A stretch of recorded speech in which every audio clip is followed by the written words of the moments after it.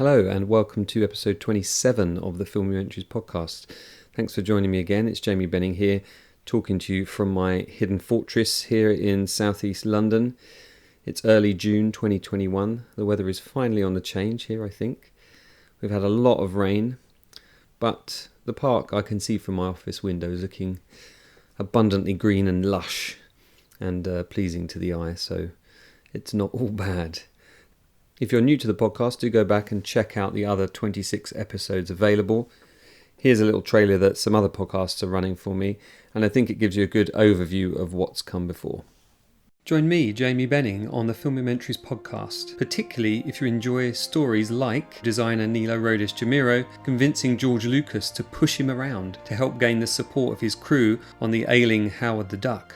Blam! The door opens. It's George. Everybody gasps. George makes a beeline to me. I'm literally back against the wall. Or hear puppeteer Tim Rose's emotional story behind that iconic Admiral Akbar shot in Return of the Jedi. I believe that war is something to be proud of, but not to celebrate. Or how Star Wars editor Paul Hirsch tackled cutting so many successful films. The thing that I learned from working with De Palma is that tension depends on a clock. You need to have the sense that time is running out. Maybe Oscar-winning sound designer Mark Mangini's insightful chat about his work on Blade Runner 2049. Not a single sound from the original Blade Runner in the new film. A great deal of inspiration. That's the Filmumentaries podcast with me, Jamie Benning. If you want to become part of the Filmumentaries family, you can donate via patreon.com/Jamie Benning. Just $12 a year would make a huge difference to me and enable me to focus more on the podcast and get bigger and better guests as well. A huge thanks to my new patrons, Lewis, Ting and Caroline. I'm so grateful to you. It really does blow me away when I get a new email from Patreon saying that there's a new patron all signed up, so thanks so much for that. Back in April 2021, the same weekend that I spoke to my previous guest, actually, digital matte artist Jim Maxwell, I also spoke to filmmaker Jon Lefkovitz. Now, Jon is based in Pittsburgh, USA, where he works as a filmmaking lecturer. Jon has made a few films, but the one that caught my eye was Sight and Sound, the cinema of Walter Murch, which I found during a Google search. Walter Murch is someone I've been fascinated by for decades, and I was looking to watch some interviews with him. If you don't know who Walter Murch is, you certainly know his work. From his sound design and editing on Lucas's THX 1138 and Coppola's The Conversation, for which he was first nominated for an Academy Award, he's a fully fledged and highly respected editor. Apocalypse Now, Cold Mountain, and most recently Coup 53. A documentary that he's edited and worked on for a number of years. He also directed the bizarrely brilliant Return to Oz, a film that terrified my sister and I when we were kids. I don't think I've seen it in a very long time. It certainly left a mark, though. Walter is as much a philosopher as a filmmaker. If you haven't already done so, I highly recommend his book called In the Blink of an Eye. As a sort of editor myself in live TV, and just because I'm interested in the subject, I've read many books on film theory, and recently Paul Hirsch's career account a long time ago in a cutting room far, far away. But trust me when I say you've never read anything quite like In the Blink of an Eye. I mean, he talks about editing in a way that I never even considered. Jon's documentary takes several interviews with Murch with his distinctive voice and paints his words with film clips. It's expertly put together, and I really did enjoy watching it. I've watched it a number of times now. So here's my interview with documentarian Jon Lefkovitz, and I'll be back at the end for a bit more jabbering on.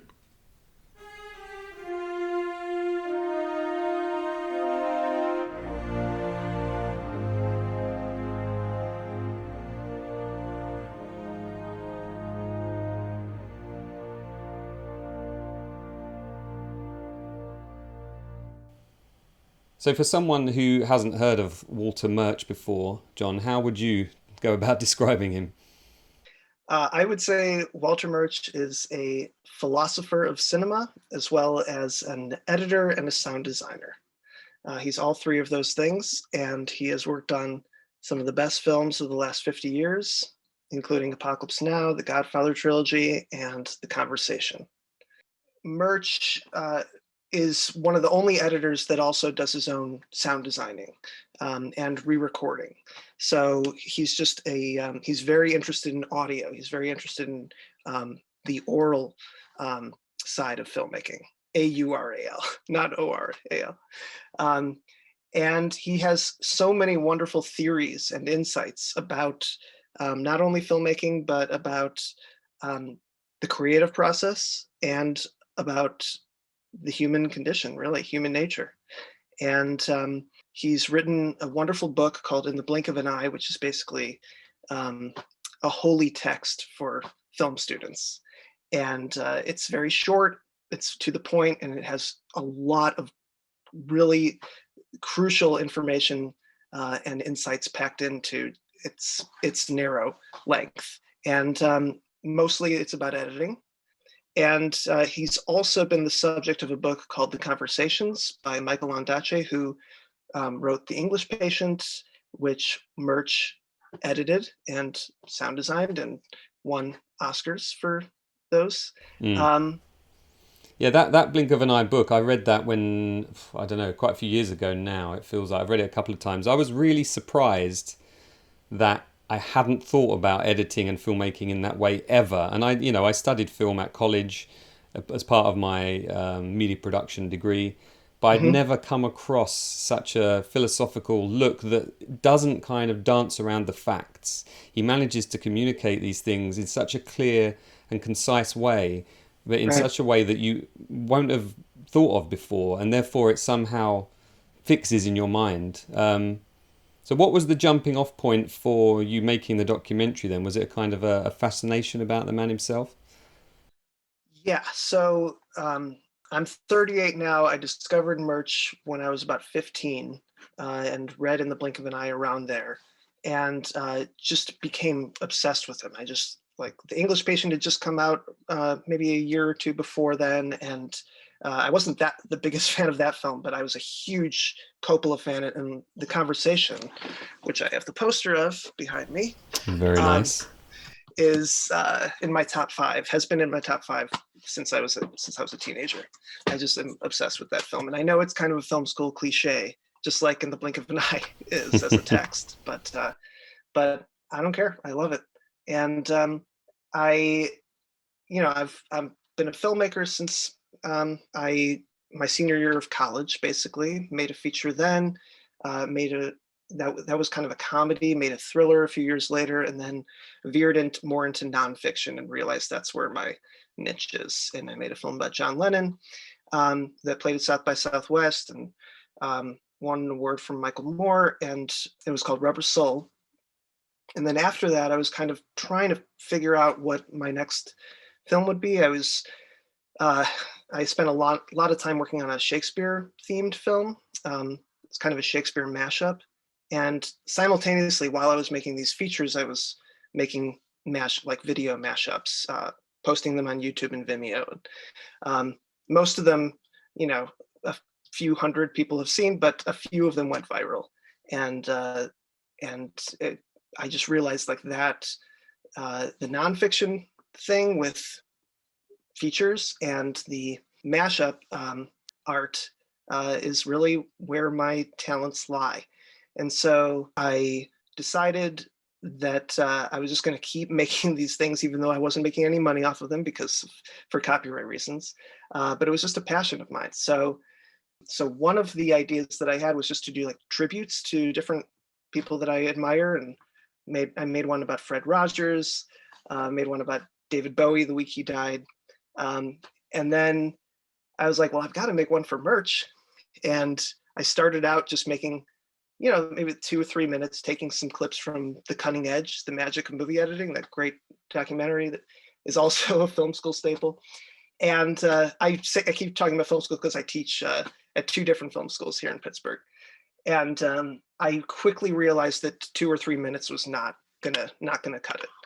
You could not summarize all that Murch had to say. He's so substantive that you really have to go deeper. So once I got started, I could not stop. I started to just download everything I could, ripping everything I could, commentaries, lectures, Q&As, interviews, of course. And I landed on this incredible 18-hour interview that he did with a group called Web of Stories. And they've interviewed lots of very notable people from the 20th century and early 21st, physicians, philosophers, Nobel Prize winners, and then people like Stan Lee, the Marvel guy, and then Murch. And it was done in, I think, 2017. And I started this film in late 2017. And I selected the whole thing, just, broke down the entire interview into sound bites that I thought could potentially be of use, started categorizing them by different subjects. These are when he talks about music, this is when he talks about sound design, this is when he talks about, films that he worked on that for whatever reason did not find success. And finally, I realized I had a feature on my hands, but I had never met Murch. I had never, I didn't really, the only person who knew that I was working on this was my wife. And she ended up, I credited her as producer, as I do on lots of my films, because she gave me so much creative advice. Yeah. Including feedback and including dividing the film into chapters. Instead of it just being one long stream of consciousness, it's like, she said, break it up with titles, just like I did with Rubber Soul, actually. And that was also something that came late in the process. So I took about 7 months to get to the first cut, then did a few revisions. Should I keep going? I mean, I can, at this point, it's like the movie's done, but... Yeah, but one thing I was going to say was that there's some serious, I'm smiling away here because there's some serious parallels between you and I in what we do, because I made my filmumentary feature-length things by taking snippets from things already publicly available and trying to craft them into some sort of different narrative that told a bit of a different story, and like doing mashups, and as you said, like some go viral, some get nothing, and you can't quite put your finger on what's happened. I mean, I released one about that I thought was great about Robert Watts, the producer, and it's had like 1,000 views. I released one about the puppeteers in Jabba the Hutt, and it got 250,000 in a day. It's, it's but they're both interesting to me. But it's interesting what people find interesting. But Walter Murch is actually interesting for me, not only because I read his book, but I actually met him at one time. I did. Yeah. I'll tell the story a little bit just to put it in context, because I was working. I worked in the TV industry for an outside broadcast company, working on motorsport and football and horse racing and all sorts of things. And they lost the Formula One contract that I was working on, the motorsport contract. So they made me redundant. I kind of put my hand up and said, look, I'm young, I'm 24 at this time, take me, kind of thing. I was still living with my parents, I think. And I ended up taking a job with a company called London Editing Machines. Now, they supplied Steambex and Chems and Lightworks and Avid and Final Cut just as it was coming in.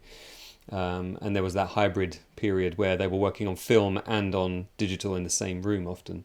And one day I got this call from my South African colleague Patrick. Said, meet me in London, jump in the van, we're going up to this facility up in North London. And I went into this place, and it was like a converted church, and I walked in, the door kind of shut behind me. Patrick went off to the bathroom, I think, and the doorbell rang, and I'm kind of looking around and nobody's answering the door. And I open the door, in walks Walter Murch and says, oh my God, in that hugely distinctive voice of his, there was absolutely no doubt in my mind that it was him. Good morning, young man. I'm Walter. And I was like, yes, I know you are. I said, look, I don't work here, but I think I'm here to set up your edit. So I was there to set up the edit for Cold Mountain. So he did that on Final Cut, right? So I remember the room really well because he had all the storyboards on the right. He had the standing bench. And I remember my boss saying, this guy needs a standing bench. He always likes to stand when he edits. I do often as well, which is interesting. And and he It's had, supposed to be much healthier. yeah, yeah. It allows you to get that distance and walk away from it and kind of walk in the room while it's playing and see if something catches your eye that isn't quite right. But anyway, yeah, he had his storyboards on the right, his final cut there on the kind of raised standing desk, and then a big preview monitor over to the left. And I was just like, oh my God, and ding dong, the doorbell rings again. I open it and it's Sidney Pollock. Good morning, I'm Sidney. He was producing. Yeah, he was supervisor, post-production supervisor on that. And yeah, so I remember thinking, God, I've got to go and, revisit all of his stuff. So I remember watching THX and Apocalypse Now and everything else. That job didn't last very long, but that was one of the few moments where I really kind of, saw some of my heroes right there in front of me. Oh, that's a great story. Have you read Behind the Scene, the book? I haven't. Do you know, I haven't. I know it's about. Yeah, I really should read that, because you're part of the narrative there. Well, I remember going up there a couple of times because he had some difficulty with some drives or something, and we had to copy some stuff over. And yeah, I mean, it's all a bit of a blur now. This is 04, yeah, that's what the book's about. It's all like his. I mean, Final Cut was not designed for features. That's right. And now it's defunct, but I mean the old Final Cut. Yeah. But yeah. Anyway. Yeah. So what? I think you'll like the book. Yeah. I'm going to have to get hold of it. I saw it's around on Amazon still, on occasionally on eBay. So I mean, editing really. If we get into sort of editing and what it is, I mean, it's the craft. To me, as I edit, in live TV. So I'm making things very, very quickly to get back out to air, mostly in sports, some entertainment shows and things as well. But also I do a bit of post-production as well. But to me, it really seems like it's the real crafting of a movie. It's been shot with an intention. There's a script that they've used to shoot with. But when you get into the edit, there's so many things you can alter, you can change, you can present in a way that wasn't necessarily there as an idea in the beginning, but also you have these happy accidents as well. And what I liked about your documentary, and I should give it its full name, Sight and Sound, The Cinema of Walter Murch. What I liked about it was that you used obviously a lot of Walter's techniques to do with how sound is used, how vision is used, the juxtaposition of things, and it really felt like it could have been made by himself in a way. That's a compliment. Thank you. So did you find inspiration from his films in the way that you edited it? Yeah, I would love to say that, like, I was just thinking about like what would Murch do with every single cut, but at a certain point I just kind of had to feel it out and just kind of cut in an organic way. I will say that certain things like Murch has this great little very like nitpicky pet peeve about you can't cut on a blink. He has the whole thing about blinks and how a cut is like a blink, and when we blink we're processing thoughts, but also just literally visually you shouldn't cut when the eyes are closed, in mid blink. It'll be very awkward feeling. And so I remember that came up a few different times because I'm working with so many different like medium shots and close-ups of actors, from all these great movies, and just making sure, I'm not going to cut on Orson Welles with his eyes closed. Yeah. But then on a larger scale, Murch has that great line, "When in doubt, cut it out." And there were several things that I had in the original cut was like 100 minutes. And I had like this long section about the rain people and this like sound design that he did for it, which I thought was interesting, but Talia, my wife, was just like, this is way too in the weeds. And then there was one moment with where I loved that he talked about when you are cutting for a really long time, you lose sight of what's good and what's not really. I mean, like you lose your objectivity in a way. Yeah. And so this happened to me a lot when I was working in advertising in Los Angeles. I was editing like trailers and TV spots for movies. And, we would go through so many different versions and watch these things over and over again. And they were just like 30 seconds or 2.5 minutes at the most. After a while, you become numb to it. And then by the end, sometimes you're just like, all right, let's just take that part out. but like that was the part that really excited you in the beginning. Yeah. And so he has this whole thing about how you really have to be careful about what you're cutting out, because it might be wonderful, and it might just be that you're desensitized to how wonderful it is. And interestingly enough, I used I'm a big Judd Apatow fan, and I used the 40-year-old version for that, when the very end, when the that wonderful sequence where they're singing Age of Aquarius. And I don't know, it was just that's what came to my mind. Like for the most part, it was like I was listening. Once I had all the sound bites, I just said, I just lined them up and started thinking what movie could go here, what movie could go there. And for the most part, I didn't really second guess it. I'm pretty decisive as an editor, which I think all editors need to be pretty decisive. Otherwise they'd be like Terrence Malick, just like working for 10 years on everything. Yeah. So that's the movie that came to my mind for that, for some reason. Yeah, it's great the way you use movie clips. You start off with the 2001: A Space Odyssey. When he's talking about how when we're gestating, we experience the world through sound, and then when we're born into sight, and it's the opposite for movies. And it really is just a very philosophical approach to movies, but without being sort of highbrow and maybe alienating some people. I actually was listening again to your documentary this morning while I was having breakfast. I just had it on because you can listen to it as an audio piece as well, because the use of sound is really good as well. And Walter has said himself that sound is a huge influence on people's attention. And I think the way you've managed to use the sounds within the documentary as well. My daughter was like, oh, that sounded like this, and that sounded like that. And, your attention really is drawn from it. So the way you manipulated it in the way that he talks about it, I think really mirrors his own philosophies. I really like that about it.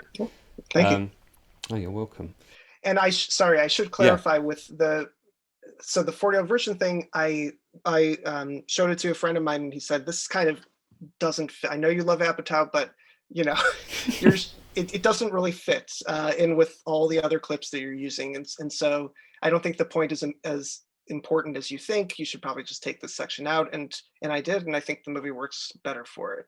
So that's very much like a when in doubt, cut it out situation. Yeah, it's really important, that phrase. I think about that phrase a lot. In my job, I'm editing things, I might have a minute and a half to edit a 15-second like tease to the break because a goal has just happened in soccer, and you're trying to edit it where it makes sense, and maybe you're adding a commentary grab to it, and you just have to know what you're going to do and do it. And then you think, I don't need that, and it's got to go. You can't try it and take it out and put it back in. You just have to get rid of it. So I think coming from that kind of background, it can go both ways actually. Sometimes when I'm doing post-production stuff, I'll just decide, no, don't need that. But what I tend to do is I slide things along the timeline just in case I need them back.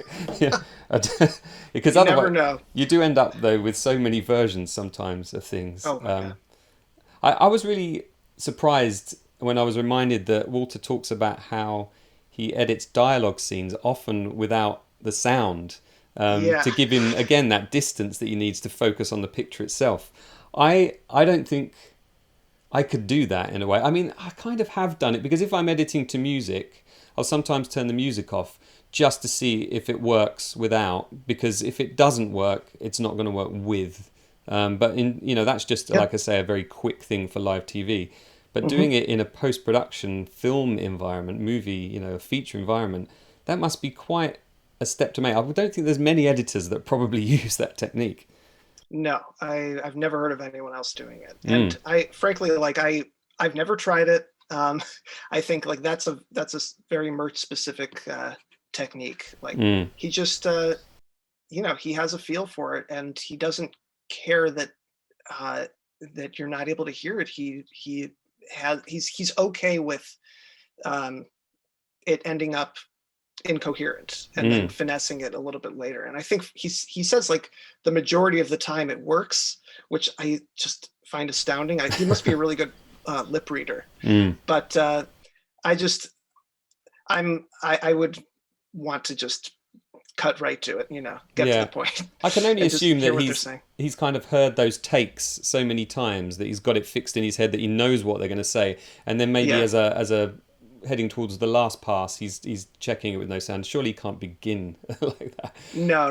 Yeah, he probably knows the script inside and out too.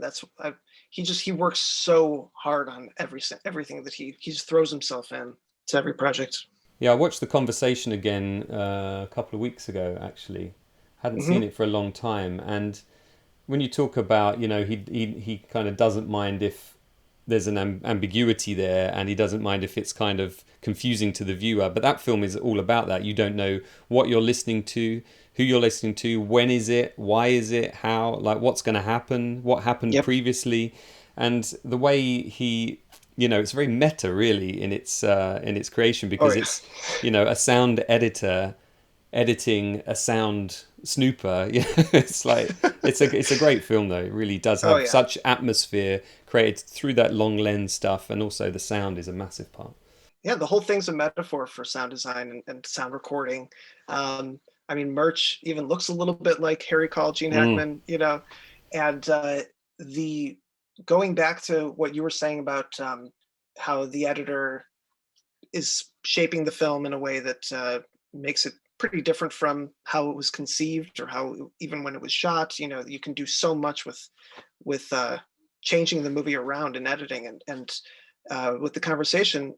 And I included this. I made sure to include this in the film, that he was really like instrumental in the writing of it, but writing from the cutting room, where he came up with the different pronunciation or different emphasis of "He'd kill us if he had the chance." The famous line, yeah. Because Frederick Forrest, the actor, read it that way just for fun, for one take, and that is like the major twist. Like that's kind of the resolution of the movie.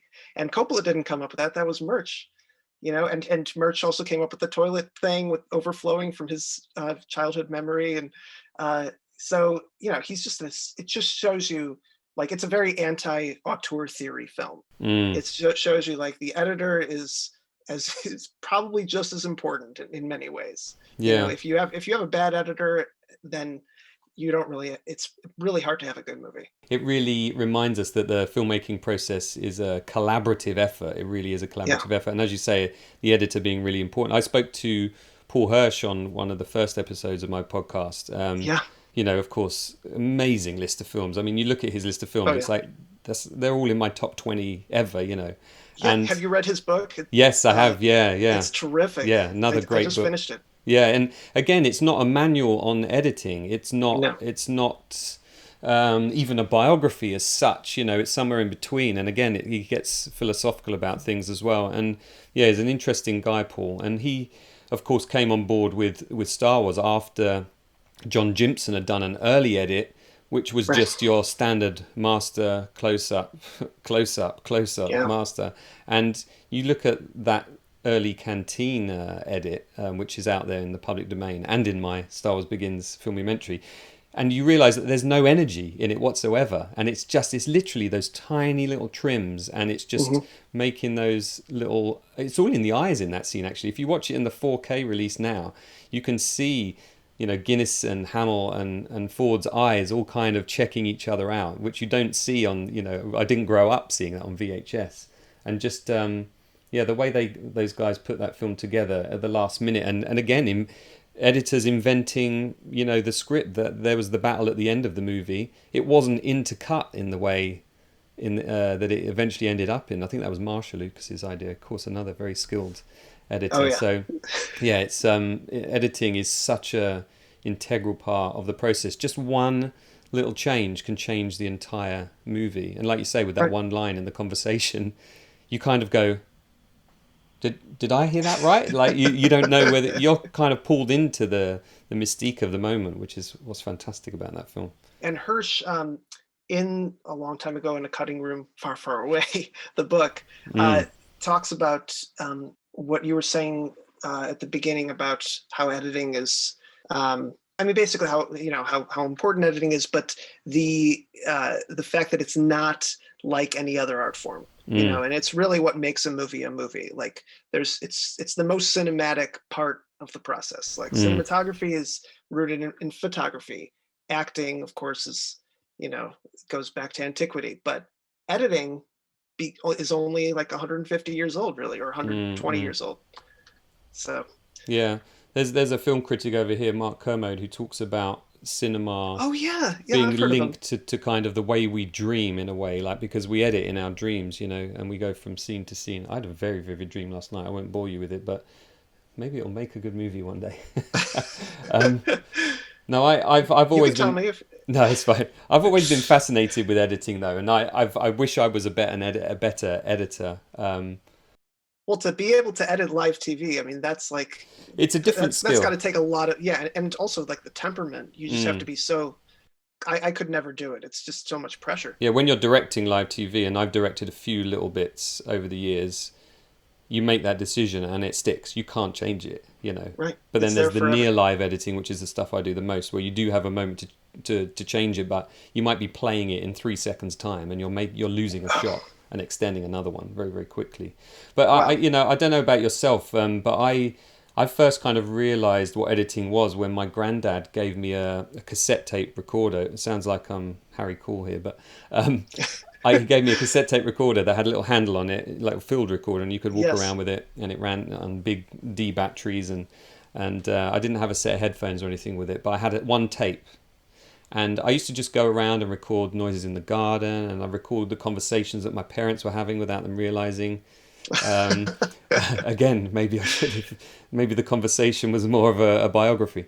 And then what amazed me about that was that I could record part of something, stop it, and then record part of something else, and then put the two together, and you've got something brand new. And even more so when my granddad got a 2-deck hi-fi where you could dub from one tape to the other. And, I used to record things off the TV just in audio. That's how I first really got to know those early 70s and 80s movies. Where did you first kind of come across editing? Well, before I even get to that your story sounds very similar to Murch's. He got into sound design and editing because he got like a tape recorder. And this is the 1950s. And he would just... once he realized you could manipulate, like that was it. So I started in the era of VHS. So I was putting 2 VCRs together and just, play, record, stop, rewind, and linear video editing. And that's when I was about 12. That is when I became conscious of it. Like, I don't remember really thinking about it before. Yeah, it's it kind of, I think as well, when I did my university degree, it was the bit I enjoyed the most. We shot a little horror movie in the campus, and I just remember the editing. It was linear editing. I mean, non-linear did exist then, but our college was a bit behind, so we had just like a Sony controller and a couple of Beta SP decks, I think it was. And just being able to lay on a sound or a sound effect, just bringing something alive. Because that's the thing a lot of people don't realize is when editors are working on features, they're often working with on-set recording, right? And they have to imagine what that film is going to sound and look like, months down the line. It must be quite a daunting process. Yeah, I mean, I prefer just to polish as I go, which I know is not the norm, but like I usually do my own sound design, so I'm just kind of, working as I go. I can't leave something kind of messy or raw. I can't move on until I polish it up, and Murch is the opposite. Yeah, I have that same problem, that I want to kind of finesse it as I go because I'm worried I'm going to forget about what I'm thinking it should be like right now. Exactly. So he must have an enormous brain to kind of hold all of that in, and maybe maybe a trust in his instinct as well, that he'll get back there and know what's right for it once the whole picture is roughly kind of outlined. But very, very different approach to the way I would do it. And when just to continue with the linear video, because with 2 VCRs, you're so limited, and it also looks terrible. There's like a little rainbow on every cut. But then in that's when I was in middle school, and then in high school, we had this AV center, audiovisual center, and they had linear video editing that, had a little jog shuttle, buttons, and it was a much better setup, and it allowed you to overdub audio. And that for me was like heaven, because my favorite part of the whole process still is merging music and image. And so just being able to lay a track over, and which was impossible when I was just using 2 VCRs, was just game changing. And then my senior year of high school, we switched over to nonlinear. That's about like 2000, and it was Premiere, and now I'm on Premiere. 20 years later. Yeah, I'm Premiere. I was Final Cut initially, and then I'm on Premiere. But so sometimes when you lay music on, or lay a sound effect on, or even in the editing process as a whole, you have these happy accidents as well sometimes, where you just think, wow, that I didn't mean to do that, but that works exactly. Did you have that at all in creating your documentary, if you can remember?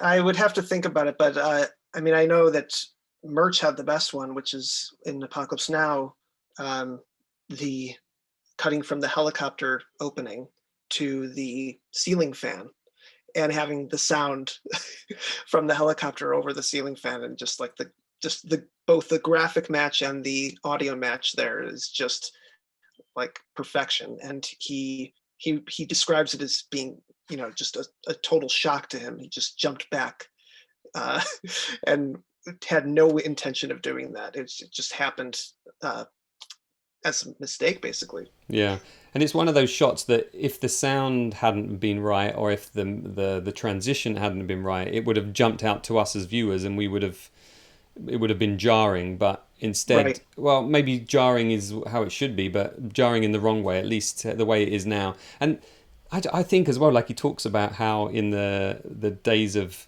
physical film editing, that you couldn't preview a transition, which is just crazy, isn't it? When you think now, especially in that film where you have these multiple layers all crossing each other in different directions, to visualize that and to have confidence that the lab is going to get it as you intend is crazy. That is something that would drive me nuts. Just wanting to do a dissolve, but not being able to see it, or even just a type, like, up until nonlinear editing, all the titles were done in labs, and they just had to, just put temps up there, placeholders, or just wait for the real thing. And I can't imagine. I wonder if they ever just physically got the two cells and just kind of overlaid them on a light box or something, just to see if they did work. I don't know. I went, as I said, when I had my little foray into that film world when I was working for London Editing Machines, it was that transition period. There was an Avid at one end of the room, there was a Steenbeck at the other end of the room, and the two worlds were trying to combine. So there was a film numbering machine that you'd put the film through to punch a number down the film, so that they had a reference to it, not only on the film but also on the Avid, and they were using this another piece of software as a database to connect the two. This was on Tim Burton's Big Fish. I met Tim briefly as well. He asked me what fish design I preferred on the wall, and I said that one. That's awesome. That was pretty cool. And I couldn't. That's like having a typewriter in one corner and a computer in the other. Yeah, and just trying to interface them in some way. And what struck me is that because I'd come from TV where we'd just gone 16:9, and we weren't HD yet, but we were 16:9 at least. And I remember Nadia, who was the assistant editor on the Steenbeck kept breaking, and we had like a film rewinding machine. You'd put the film on it, it would rewind, and the kind of the drive belt would go on it, and I'd have to fix that a few times. And I just thought, how is it this antiquated? With those syncing devices where you'd lay the audio on one sprocket and the film on another, and you'd sync them on the clapperboard. I just couldn't believe that it was still like that after however many decades. And then all of a sudden this jump occurred, didn't it? Yeah. No, that was a quantum leap. But before that, I mean, the Steenbeck was still seen as an improvement on the Moviola, right?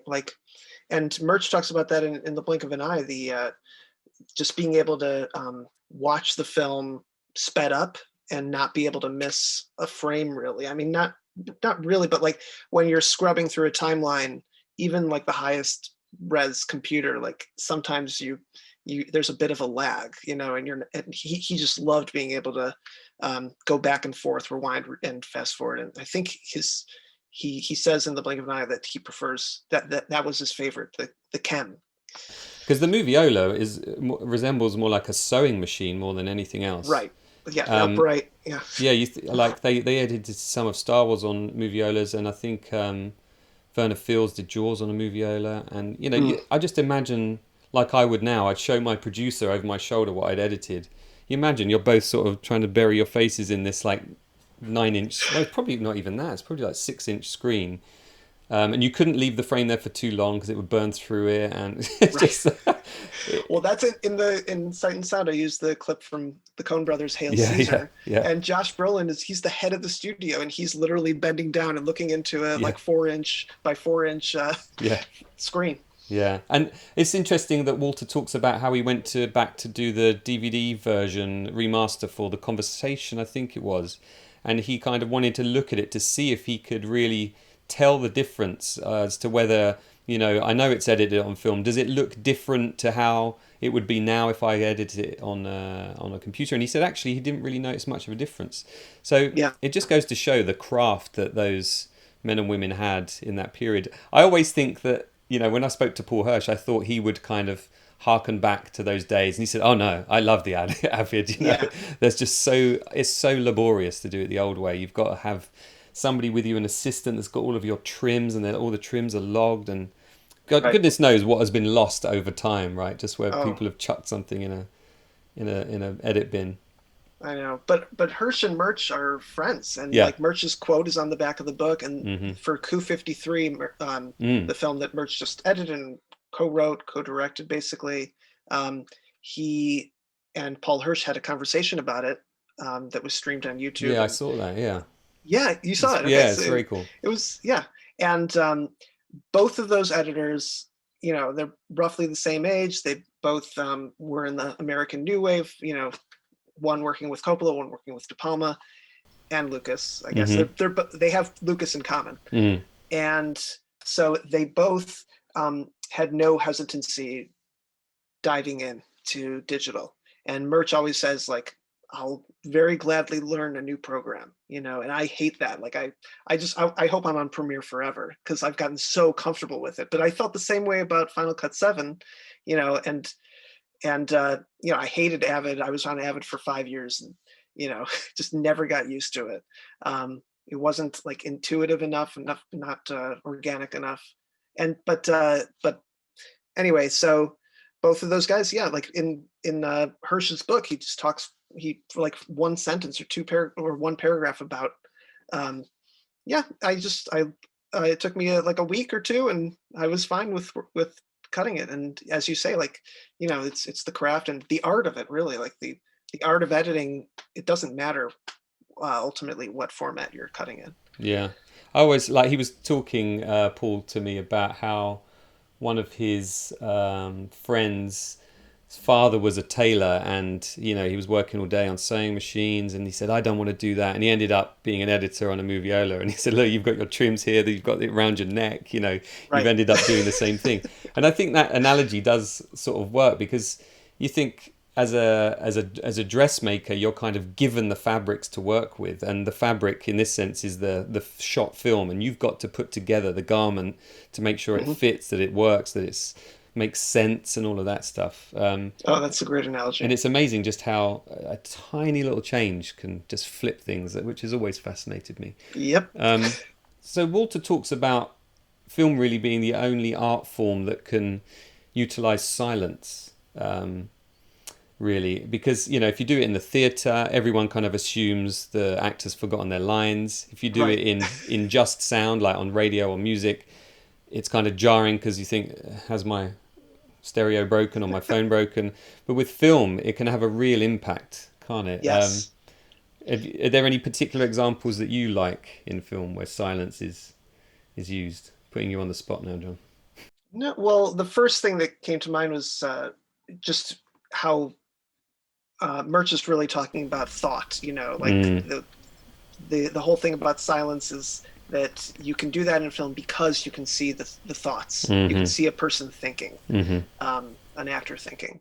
And so I just, for that scene, for that section, I just found a bunch of moments of people just kind of sitting there thinking, and there was Ozu, Tokyo Story, and Do the Right Thing. And that moment, I just, put like some wind, some kind of ambient sound over it. But really what's happening there is Ozzie Davis is getting shouted at by people much younger than him who are saying like he's out of date. He's they're very abrasive and but just to isolate the thought, and to see that scene without any dialogue, completely changes it and makes you focus on what Murch is talking about. The end of The Godfather 2, when Michael Corleone is just sitting there, like that shot is wonderful, and you can only imagine how many thoughts he's having about how horrible of a person he is. But you can fill in the gaps yourself. Yeah. Yeah. I don't know, the first thing that comes to mind as far as outside of sight and sound, when I was watching Blood Simple for the first time, I was in high school. My dad came into the room and said, "These Coen brothers are not afraid of silence." And it was a scene, I think in a parking lot, maybe, with cameras it's a tracking shot, daytime, just not much going on visually, but in terms of the soundtrack, you can hear like just some diegetic sound coming from the cars, and but it's a long time before someone actually speaks. So I'll never forget what my dad said, that they're not afraid of silence, and I love that. Very canny observation. So we're about halfway through my interview with documentarian Jon Lefkovitz. We'll be back after these short messages. My name is Brandon Winerdy, and if you're like me and you love the making of books and behind-the-scenes documentaries about Star Wars, you may just love my podcast, Talking Bay 94, where I interview the cast and crew of A Galaxy Far, Far Away. Named one of the top Star Wars podcasts by Apple, with over 100 episodes and interviews with winners of more than 30 Academy Awards, no matter which one you choose, you'll find an in-depth conversation that is unexpected, inspirational, and enlightening. Whether it's Phil Tippett or Dennis Murin, Timothy Zahn or Sam Witwer, I can promise you'll learn something new about your favorite moments in the saga. Listen to Talking Bay 94 wherever you listen to podcasts, or head to talkingbay94.com to see our full guest list. Thanks, and may the Force be with you.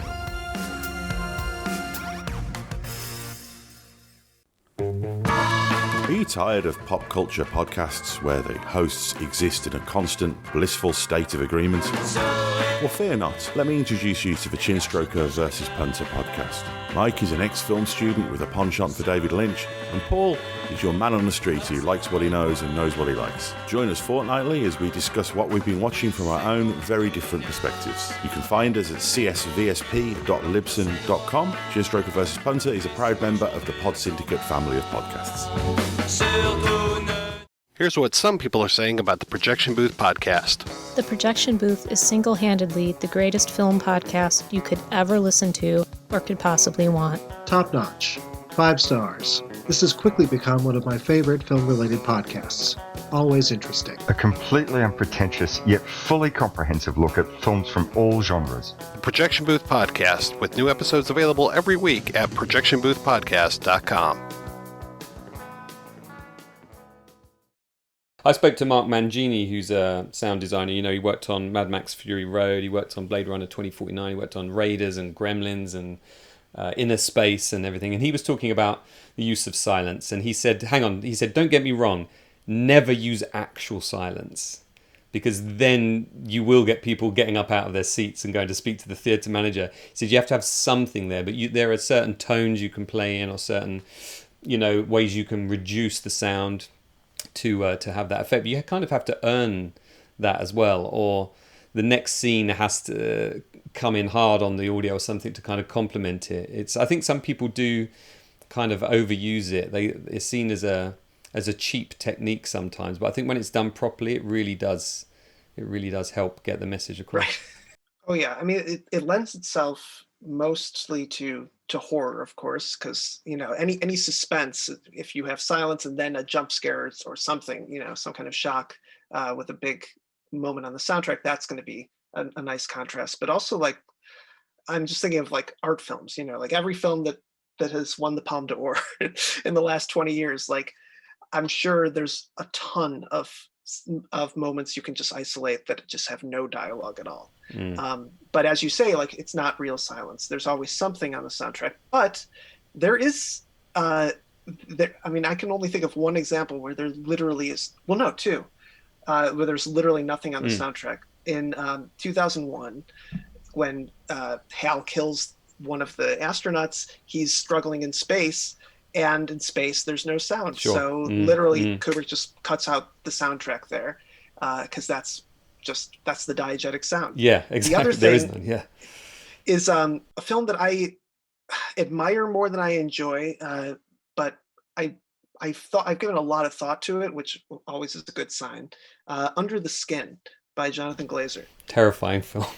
Very terrifying. And whenever Scarlett Johansson takes one of these men into the black hole, a black hole doesn't have sound either. And so I remember I saw it in at the ArcLight Theater in Los Angeles, which ArcLight, of course, is now no longer, unfortunately. But it was a wonderful chain that had great sound and projection, visual quality. And it was so disorienting to have a regular, relatively normal soundtrack and then just everything cut out. And you could hear someone 20 rows behind me eating their popcorn.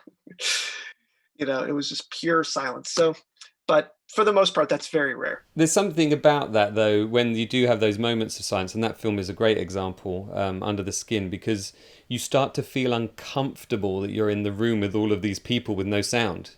Yeah. And it's like there's a tension building and it needs to be broken. And the longer it goes on, it's almost like a little kind of game of chicken with the audience. Like, how long can we keep this going? I like that. Yeah, it's a challenge to the audience. And when I think of silence, I think of, like, in painting, negative space. When you have stuff on the soundtrack, it's like that. These are the parts where the painter painted something, and then there's got to be some part of the canvas that's still white, and that's the silence. So the yin and the yang. Yeah, you gave that example where Walter's talking about in Star Wars, everything has music. It just kind of needs that. Wall. This is just wall-to-wall music, and it's John Williams has said about it himself that it's the emotional part of the film that's missing that he's then able to provide, and without it, that's ceremony scene that you show, the medal ceremony, that lovely YouTube video where there's just all the sound stripped off apart from coughing and shuffling feet. And I think of the Dancing in the Street music video without the music as well, and you just hear the sneakers and the the grunting from Bowie and Mick Jagger. Yeah. There's a reason George Lucas said, the only thing that he was 100% satisfied with in A New Hope was the score. Yeah, it's true. If you watch the film without sound, you can't conjure the emotion, but if you listen to the music without the film, it's still there. Yes, that's right. I liked the part where Walter talks about, in your movie, talks about how he talks about awards and winning Oscars and things, and how he prefers it when he loses. Right. Now, if anyone else was to say that, you'd kind of go, I have a bit of trouble believing them. But with Walter, you absolutely believe him. He's not a grouch at all. He's just, what is it about awards that he doesn't like winning, do you think? Well, that's a great question. I mean, first of all, Murch he can get away with that because of his demeanor, really. Like, he's such a humble guy and such like a kind person, from what I've only talked to him over email, but like the fact that he even got back to me, like there are some people that would just be prima donnas and just say, oh, someone made a documentary about me. They spent, that's great. So he's seen the movie. Working on it. Who cares? Yeah. Yeah. Oh yeah. Oh, that's brilliant. Multiple times. Oh, brilliant. So that was really like one of the highlights of my life, just having him see it. And he gave me a few little notes about it, just little things that I either were inaccurate or that I forgot to include, and so of course I accommodated him. And then you're not going to turn down that advice. No, of course not. And I have the original email framed in my office here that he sent me, and we've kind of become pen pals since then. And I got to attend like a little Zoom birthday party that was thrown for him, and he is just a really good soul. It's one of the only examples I've ever had where a hero of mine turned out to be a good person. But with awards, he can also say that because he's had the pleasure of winning. I mean, I doubt any person who's only been nominated, but has never won would be able to say that it's better to be nominated than to win. But and I don't know. The Oscars are that's a whole can of worms, and they're tomorrow. Actually, yeah, that's right. I used to stay up and watch them. They used to be on free TV here in the UK, but these days I think you can only watch it with subscription, like Sky TV. So I haven't watched them for years, and then you get all that BS in the morning where they can't. We have it on the breakfast shows where they can't show footage because it's embargo. It's like, come on. I was amazed as well when he goes on to talk about how he was fired from Tomorrowland. You think somebody fired Walter Murch? I mean, well, that's the crazy thing. And Paul Hirsch actually talks about, I think it was Steel Magnolias, where David Shire,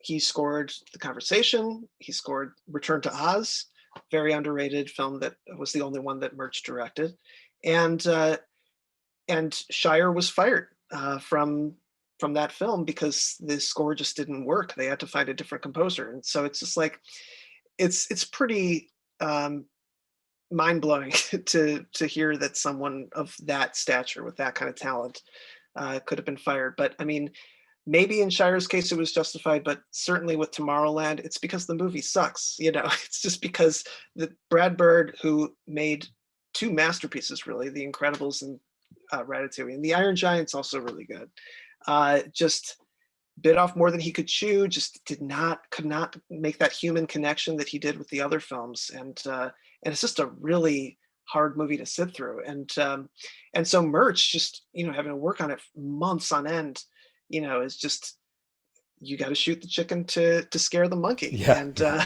And it's just a scapegoat, But what situation. A scapegoat. I mean, that's a hell of a person to pick on. I know. I did watch that movie recently, I'm sure actually. Brad Bird feels terrible about it. Yeah, I'm sure he does. I did watch that movie recently with my 13-year-old daughter. We were just sort of flicking through Netflix one night, and it came along, and I was like, I never did actually see that. And about 20 minutes in, we both liked the concept, but about 20 minutes, half an hour in, we kind of looked at each other, and we both said at the same time, this doesn't work. There's something just missing. I don't know what it is. I can't quite put my finger on it. But it feels ambitious, but it just doesn't feel like it can kind of complete what it intends to set out to do. That's right. And it's weird, Pixar has produced so many great films, but both Brad Bird and Andrew Stanton making the transition to live action. I mean, Brad Bird did make Mission Impossible, but that's kind of like a franchise that he's just being inserted into, whereas Tomorrowland is like his vision. And Andrew Stanton made John Carter, which was like a massive flop, and I remember trying to watch that and not really enjoying it at all. But yeah, there's something about animation. I mean, it's, of course, it's still storytelling. It's still, it's just a different means to the same end. But yeah, maybe Pete Docter will make the next Palme d'Or winner. Yeah, maybe. I also liked how he talks about, Walter Murch just talked about in the past, I think it might be in The Blink of an Eye. No, it must have been something more recently, where he talked about, editing is now something that pretty much everybody can do. We've got our phones, and we can all do it to a simple level. But then what is it, I wonder, that elevates it to an art form?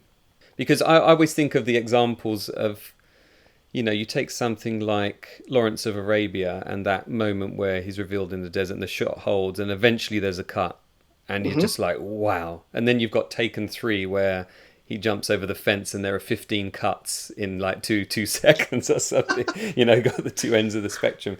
And yes, we all can do it to a certain extent, but there's something about those particular editors like Paul Hirsch, like Walter Murch and many others that have just got this kind of understanding of how we think. Maybe it's something to do with how we think and how we process thought. What's your thoughts on that?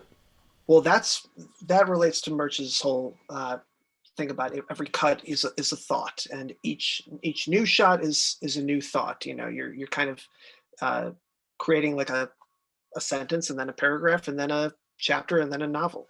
But with all my students, I see that they all can learn. Even the ones who like are not very computer savvy can just, they know how to hit C on the keyboard and click on the mouse and make a cut.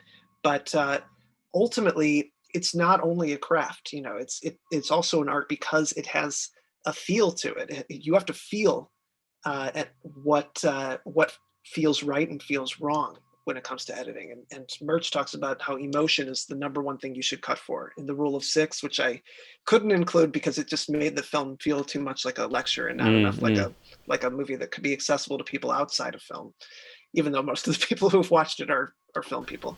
but except my parents. But yes, so like that feel, that rhythm is what art is all about, and it's not really something that you can just allow a computer to do and be expected to do in the same way. So yeah, does that kind of answer the question? I mean, it does. I think it does. I'm interested to see what happens with kind of artificial intelligence. There's already, a toe is kind of dipped in that pond at the moment. My Google Photos will suddenly say, here's a video of your daughter, like, don't they grow up fast? And firstly, it's freaky. And then there's shots, and it's usually a mixture of video and photographs put together with music. Mostly it's absolute dross. But there was a couple where they actually evoked an emotional response from me. I kind of got a little bit choked up, and it was the content itself, but it does kind of point to where the industry could go in the next few years. And maybe AI won't be necessarily doing the cutting, but it will help you find the shots. So you might say, yes, I need a close-up of this character, and boom, there's your close-up. Or I need to search for emotion of some kind. Right. There might be there might be less of a need for assistant editors. A lot of the technical stuff, I think, might just become even easier than it is now. But I mean, I remember seeing this article about the first pop song that was written by a computer, and it was like, people were saying like, it sounds like a Beatles song, and I'm a Beatle maniac. I played it and I was like, this is terrible. And it's just like, it feels like it was written, it could have been written by a human, but I mean, there is something off about it. And so, we have a long way to go. Yeah, we do. I've seen examples of like soccer games, football as we call it here, of course, games being cut by a director who's been doing it for 20 years. And then on the monitor next to it, AI is cutting it. And it all works fine because there is a certain grammar, there's a certain rhythm in a soccer game. You go to the wide at this point, the close-up at this point, and the emotion shot at this point. But when something happens that's out of the ordinary, like play stops because there's an injury, or, if it was the 80s, you might get a streaker on the pitch running across with no clothes on. That's or a flare goes off in the crowd on a Champions League game or something. Then it just doesn't know what to do, and you need that human element to make that split-second judgment. And I think that's going to last for a very, very long time. Yeah, the spontaneity of the human brain is crucial. And we were talking about how editing is like thought. And I mean, computers, as much as we think they do, they don't think. We think, humans think. And so you need someone who thinks in order to finally tell a story. So yeah, those are my 2 cents. So one thing I should mention to the listeners, Jon, is that your documentary is available for free to watch. Where can people take a look? That's right. It is on Vimeo, and as far as I know, it's available in every country that has Vimeo. So I've been able to see on Vimeo, like, the stats, and people are watching it in Brazil, people are watching it in India, and in the UK. So, and of course, here in the States. So you can just Google Sight and Sound, the cinema of Walter Murch, and I am pretty sure it'll come up right away. Or you just go to Vimeo and do a search for it. Yeah, and then you can go down the rabbit hole of Walter Murch's life and career, starting with your film, and then reading the book he wrote, The Blink of an Eye, and then the book about him, as you mentioned. And there's so many other videos, and including that 18-hour interview, which is a hell of a thing. Oh yeah. It's I never get tired of listening to him, because you know that everything that comes out of his mouth has been considered and, you know, digested in the same way that he edits. You trust him. You have a trust to the way he works. Right. And no, I really did enjoy your film, John, and I think anyone who's into cinema should watch it, because editing is a really important part of it. But, you know, Walter goes that extra step and manages to kind of bring it into a different realm. It's not a technical thing necessarily. It's just it's a feeling. It's an instinctual kind of ability he's got. So yeah, I do implore you, everyone, to go and see Sight and Sound, the cinema of Walter Murch. Thanks, John, for joining us, and good luck for projects in the future. Thank you very much, Jamie. Glad to be here.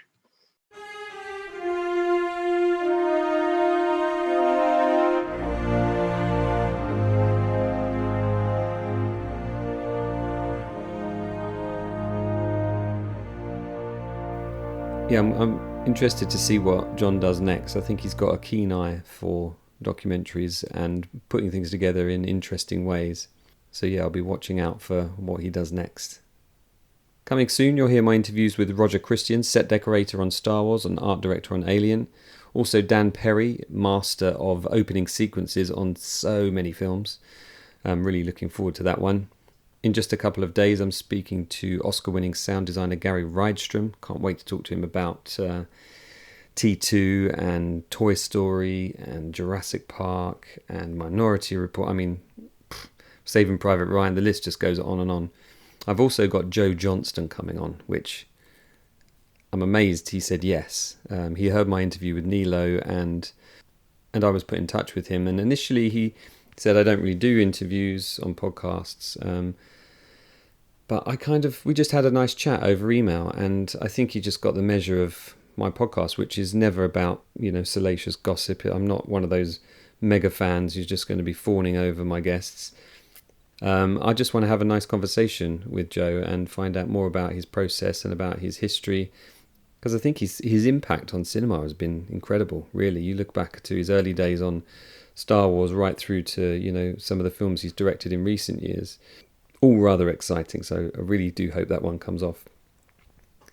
And my previous guest, Jim Maxwell, was also very kind in putting me in touch with another director in the shape of John Patrick Shanley, director of Doubt, Congo, Joe versus the Volcano, and the new film Wild Mountain Thyme.